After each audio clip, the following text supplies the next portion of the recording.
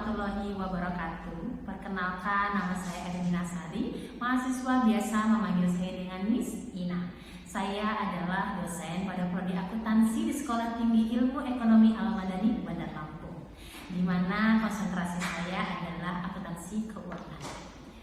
Pada kesempatan kali ini, saya akan menyampaikan mengenai pernyataan diri dosen dalam unjuk kerja Tridharma Perguruan Tinggi atau biasa disingkat dengan PDD UKT. Sebagai seorang dosen, tentunya saya memiliki kewajiban untuk melaksanakan Tridharma, yaitu pengajaran, penelitian, serta pengabdian. Di mana kali ini saya akan menjelaskan pada bidang pengajaran yang telah saya lakukan, yaitu pengajaran pada mata kuliah pengantar akuntansi. Mata kuliah pengantar akuntansi ini diajarkan pada awal semester, tepatnya adalah semester 1, di mana mata kuliah ini memiliki bobot sebanyak 4 SKS. Dengan total 16 pertemuan, sudah termasuk ujian tengah semester atau UTS dan juga UAS atau ujian akhir semester pada pertemuan ke-8 dan juga pertemuan ke-16. Mata kuliah ini merupakan fondasi bagi mata rantai mata kuliah akuntansi selanjutnya, di mana mata kuliah ini memperkenalkan konsep akuntansi dan kegunaan laporan keuangan meliputi jurnal, buku besar, worksheet atau kertas kerja, pada dasar penyusunan laporan keuangan untuk perusahaan jasa maupun perusahaan dagang. Di mana fokus materi kuliah ini adalah pada perancangan dan pengembangan sistem penyediaan informasi akuntansi untuk kepentingan pertanggungjawaban atau accountability dan juga kepentingan pengambilan keputusan manajerial atau managerial decision. Dalam menyampaikan materi ini, saya menggunakan metode DIA, yaitu Delivery, Assist Interaction, dan juga Assessment. Di mana di sini delivery adalah bagaimana saya melakukan proses memberikan materi-materi pembelajaran agar dapat diterima dengan baik oleh mahasiswa. Dalam hal ini, agar materi yang diberikan lebih terstruktur, saya menggunakan buku, di mana buku yang saya gunakan di sini adalah buku pengantar akuntansi dari Wanan. Ya, di sini ada pengantar akuntansi 1 dan juga saya menggunakan pengantar akuntansi 2. Agar memudahkan pembelajaran, saya menggunakan Learning Management System atau LMS, di mana materi pembelajaran yang saya berikan kepada mahasiswa dapat mahasiswa akses pada SIMANDA atau Sistem Informasi Manajemen Data Akademik STIE Al-Madani. Materi yang diberikan mengacu pada capaian pembelajaran mata kuliah atau CPMK, yang dimana CPMK pada mata kuliah ini adalah meliputi 3 CPMK, yaitu yang pertama, mahasiswa menguasai konsep akuntansi dan kegunaan laporan keuangan. Selanjutnya, mahasiswa menguasai konsep juga mampu menyusun laporan keuangan pada proses jasa, perusahaan jasa, dan juga perusahaan dagang, serta mahasiswa dapat menganalisis informasi yang tersedia di dalam laporan keuangan. Dalam hal selanjutnya yaitu adalah interaction.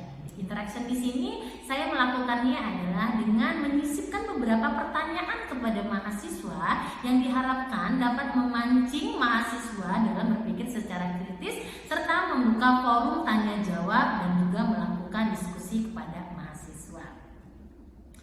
Yang terakhir adalah untuk asesmen. Untuk asesmen ini merupakan proses yang digunakan untuk mengukur kemampuan mahasiswa secara objektif dalam menerima pembelajaran yang telah diberikan. Dikarenakan metode pembelajaran ini adalah case method, maka tugas yang diberikan kepada mahasiswa merupakan tugas-tugas studi kasus. Ya, selain itu juga saya menggunakan beberapa indikator, antara lain adalah kehadiran mahasiswa sebesar 10%, ada juga keaktifan dan juga partisipasi mahasiswa sebesar 20%, untuk kuis 10%, UTS 30%, dan juga UAS 30%. Baiklah, berikut ini saya akan menyajikan pertemuan tatap muka dengan mahasiswa pada pertemuan kedua mata kuliah pengantar akuntansi. Selamat menyaksikan. Oke, assalamualaikum warahmatullahi wabarakatuh. Waalaikumsalam warahmatullahi wabarakatuh. Selamat siang semuanya. Ini jam tanggung ya.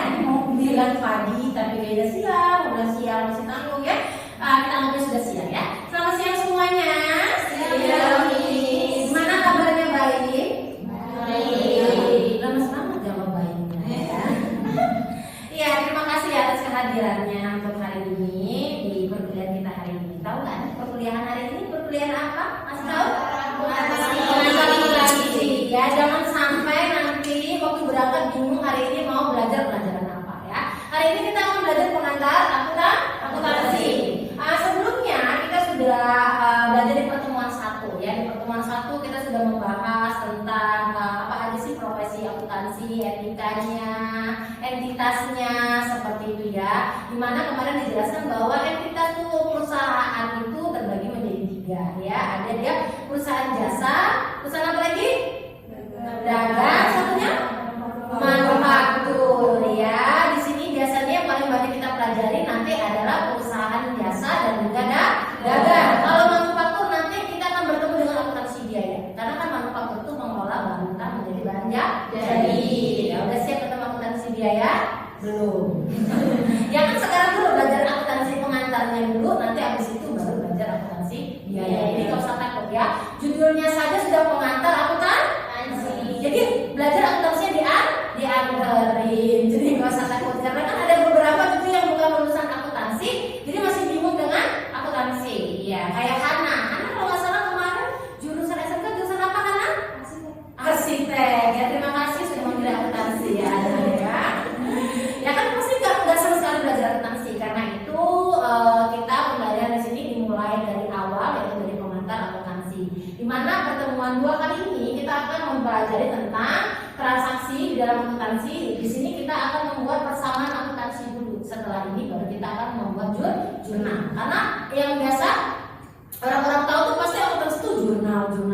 Tapi sebelum jurnal kita akan belajar dulu tentang persamaan akuntansinya. Ya, baiklah. Nah, di sini di dalam akuntansi itu ada transaksi bisnis. Jadi yang dicatat pada laporan keuangan itu adalah yang transaksinya merupakan transaksi bisnis. Ya, transaksi bisnis itu kegiatannya itu akan mengakibatkan beberapa hal. Apa saja? Antara lain ada penerimaan uang, pengeluaran uang, dan juga timbulnya hak atau kewajiban entitas. Penerimaan uang ketika misalnya kita menjual atau kita memberikan jasa, maka kita akan menerima uang. Kemudian kalau mengeluarkan uang ketika kita beli barang, maka kita akan mengeluarkan uang. Tapi tadi kalau kita seandainya sudah memberikan jasa tapi belum menerima uang, itu maka kita dapat apa ya?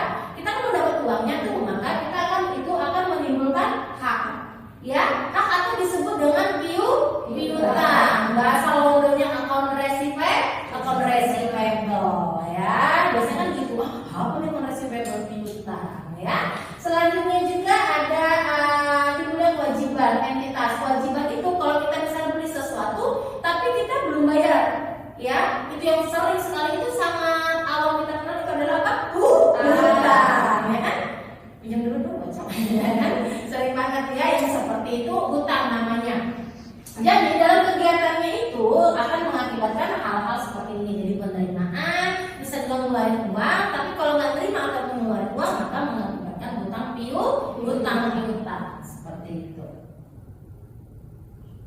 Nah, di sini proses akuntansi yang nantinya akan kita pelajari ya. Proses akuntansi itu kita akan memulainya nanti dari jurnal. Di mana jurnal ini dibagi menjadi 2. Ada jurnal umum dan juga ada jurnal khusus. Nanti setelah persamaan akuntansi yang kita awali belajar adalah jurnal umum. Setelah itu baru belajar tentang jurnal khusus ya. Kalau jurnal khusus ini adalah dia ada 4 ya.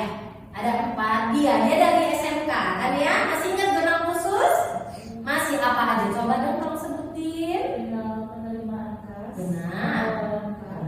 Jurnal penjualan sampai jurnal pembelian. Jurnal pembelian dan jurnal penerimaan kas atau kas receipt jurnal, jurnal pengeluaran, kas payment jurnal, kemudian ada sales jurnal atau jurnal penjualan, kemudian juga ada purchase jurnal atau jurnal pembelian. Nah, ya itu adalah keempat jurnal ini. Selanjutnya, kalau ada transaksi yang tidak bisa dicatat ke dalam 4 jurnal ini, maka akan dicatat ke dalam jurnal umum. Contohnya apa? Retur.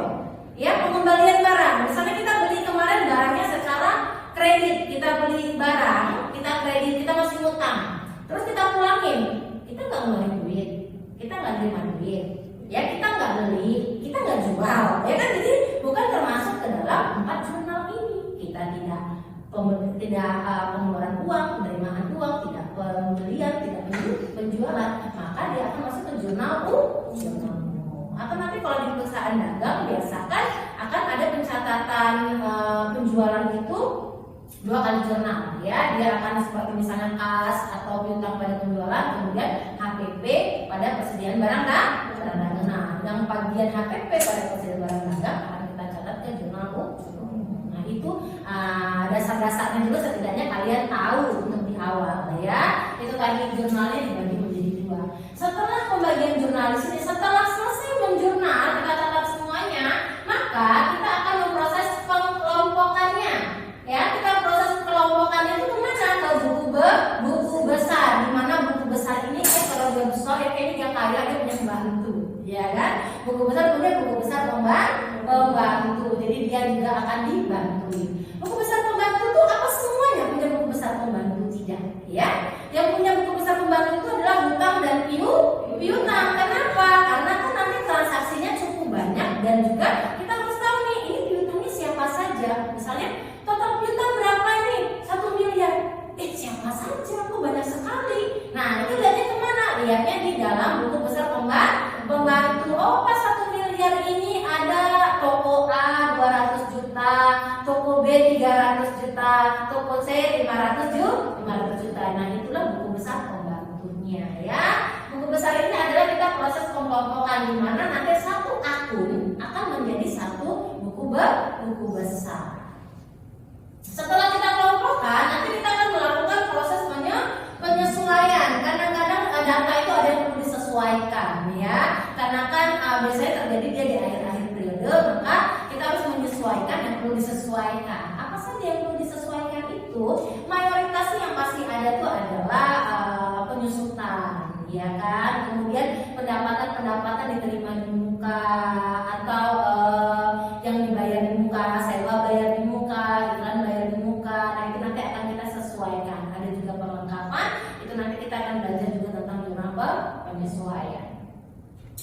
Nah, setelah proses penyesuaian di sini, ya, sebelum tadi AJP, ada jurnal penyesuaian, kita buat neraca saldo dulu, ya, trial balance. Kita akan buat tadi setelah buku besar kan kita posting semuanya, maka kita akan mendapatkan saldo dari masing-masing akun. Setelah itu maka kita akan buat dia ke dalam neraca saldo. Setelah neraca saldo sudah jadi, maka nanti akan disesuaikan. Apa saja sih yang perlu disesuaikan? Nah, buat AJP.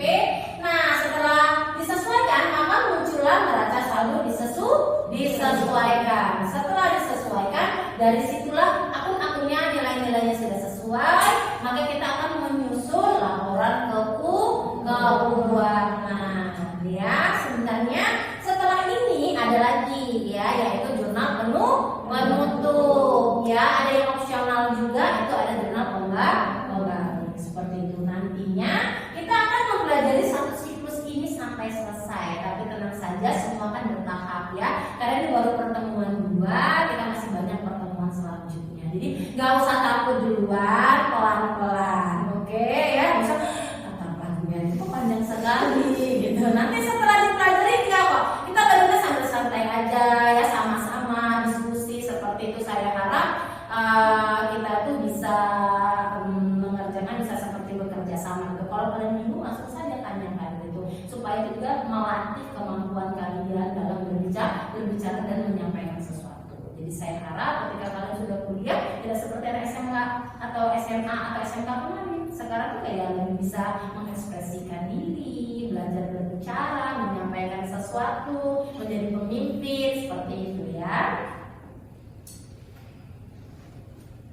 Selanjutnya, nah, tadi kan ada laporan keuangan tuh. Nah, laporan keuangan itu jenisnya ada 5. Udah tadi kita ngerjainnya sampai jalan ke ujung, di ujung kita pecah jadi 5 lagi, ya kan?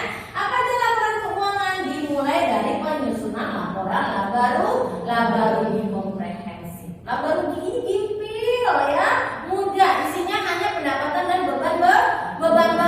Pokoknya tinggal pendapatannya apa saja dan masukkan seluruh beban, kecuali beban yang dibayar di muka, ya, itu tidak dimasukkan ke sini, semua beban dimasukkan, ya. Nah, kemudian ada lagi laporan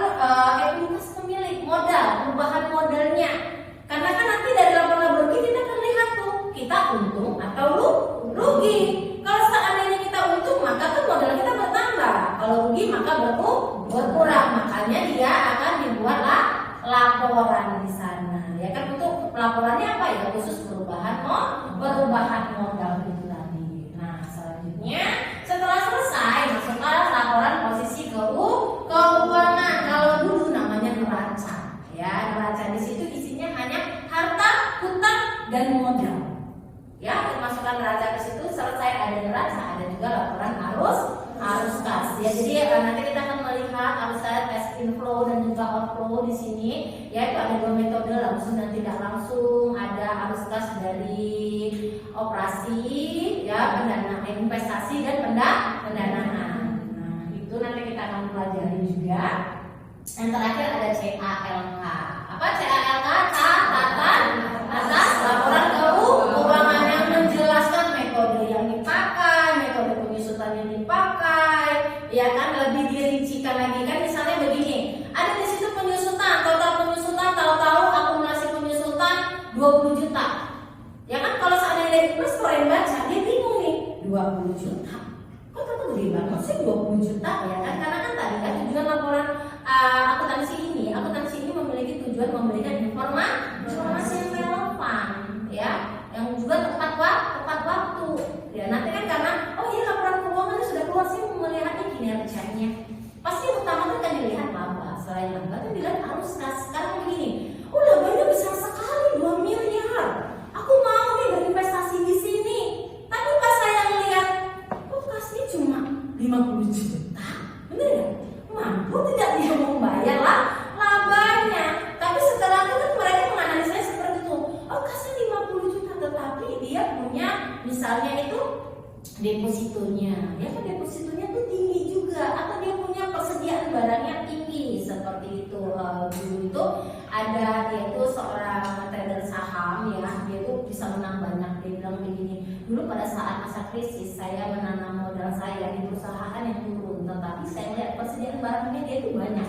Di situ saya memiliki keyakinan bahwa kalau nanti keadaan sudah stabil, barang dagangnya ini dijual, maka akan memberikan keuntungan. Ya kan, benar, dari situ dia alhamdulillah dapat keuntungan banyak. Nah itu loh, menganalisa laporan keuangan tidak bisa hanya dilihat dari labanya aja gitu. Kalau kita orang awam kan taunya, ya labanya gede, bener gak ya? Ya labanya turun, ya utangnya naik. Kadang-kadang kita berpikir bahwa kalau berhutang itu tidak punya duit ya. Padahal bisa jadi perusahaan yang berhutang itu karena mereka itu mau naik tingkat. Mereka membutuhkan modal yang lebih tinggi karena mereka memiliki kegiatan operasional yang lebih tinggi. Untuk memenuhi mereka membutuhkan dana. Makanya perusahaan itu kan kalau kalian lihat itu keren kan, yang TBK. Perusahaan TBK kan yang membutuhkan dana, ya kan, membutuhkan investor. Kan kita tidak pernah memandang miring kan seperti itu. Jadi jangan kayak sembarangan lihat hutangnya meningkat. Tapi kita lihat oh hutangnya meningkat, tetapi di sini labanya meningkat, asetnya meningkat. Itu nanti kita akan juga belajar itu di ALK, analisis laporan keuangan. Ya, pokoknya beragam banget pelajaran akuntansi, luar biasa. Ya, selamat menikmati. Pokoknya ikutin aja, belajar aja, bapak pinter. Amin. Ya. Nah itu tadi balik lagi kan, misalnya tadi investor dia punya 20 juta, banyak banget gitu kan. Nah maka dia kan bisa lihat di catatan atas laporan keuangan, ini akumulasi penyusutannya gimana ceritanya nih. Oh dia pakai metode garis lurus. Oh ini sudah 3 tahun seperti itu kan, maka dia wajar kalau itu sudah 20 juta seperti itu ya. Itulah catatan atas laporan keuangan. Jadi dia tuh kayak memberikan informasi atas ya catatan-catatan yang atas laporan keuangan itu.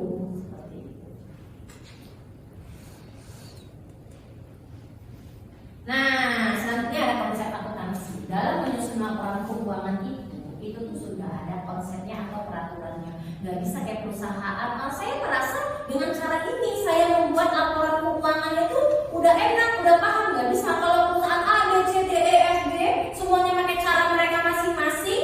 Nantinya membaca bingung dong. Pengguna laporan keuangannya bingung dong ya. Karena itu perlunya ada keseragaman ya, adanya peraturan, adanya harus konsep. Nah, ada konsep di sini ya. Di Indonesia sendiri kita menggunakan PSAK, pernyataan standar akuntansi keuangan ya. Nah, dari situlah kita harus mengikuti peraturannya, di mana di sini konsepnya itu ada dari entitas, ya kan, kemudian ada biaya, objektif dan going concern. Entitas itu bagaimana sih konsep entitas? integritasnya menyatakan bahwa adanya perbedaan ya pencatatan antara kepentingan bisnis dan juga pribadi. Jadi kayak kalau kita mau catat ya kegiatan operasional itu yang dicatat adalah kegiatan yang berkaitan dengan perusahaan, bukan yang pribadi. Misalnya kayak bos kita minta uang untuk menjamu klien, itu jatuhnya adalah biaya entertain, benar. Tapi kalau dia minta dana untuk makan malam keluarganya, itu tidak bisa. Itu dia kita punya konsep entitas, iya kan? Kita prinsipnya itu adalah entitas bahwa harus dipisahkan antara kepentingan bisnis dan juga pribadi. Nah, biaya. Ada lagi konsep biaya yang menyatakan bahwa besaran pencatatan itu harus sebesar biaya yang dikeluarkan pada saat itu. Kayak misalnya nih, kita beli komputer ya biasanya instalasi. Kita beli komputer harganya misalnya 5 juta, instalasi segala macam 500.000, ya kan? Maka yang kita catat adalah 5.500.000 ya harga perolehannya. Nah, selanjutnya juga harus objektif. Jadi, pencatatan laporan keuangan ini harus berdasarkan bukti yang objektif. Jadi harus ada buktinya. Oh iya, ini saya ada penerimaan kas. Buktinya apa? Cek. Atau ada uang masuk. Oh iya, ini ada pengeluaran kas. Buktinya apa? Ini buktinya pembelian. Oh ini saya ada utang. Ini ada faktur. Jadi semuanya harus ada buktinya. Jadi nggak bisa asal tahu-tahu catat saja. Makanya kalau audit nanti kan dia akan mencatat sesuai bukti dengan pencatatannya, kan seperti itu. Nanti kalau kalian sudah kerja, itu semua tuh harus tercatat dengan struktur ya. Meskipun kayak kalian menggunakan kertas lembar itu harus kayak seperti ditandatangani dan juga dicap. Ketika saya kerja dulu, misalnya kita datang mau menagih, kita tagih bahwa ditagih dari kantor kita, kemudian dia kan akan memberikan ke bosnya dulu. Dia ambil dong buktinya notarnya kita, notar asli kita. Nah, tapi mereka kan memberi tanda terima. Kalau biasanya perusahaan itu masih menengah ke bawah, biasanya mereka itu nggak punya tanda terima ya. Nggak apa-apa, mereka pakai kertas biasa, tapi harus dicap dan juga ditanda tangan.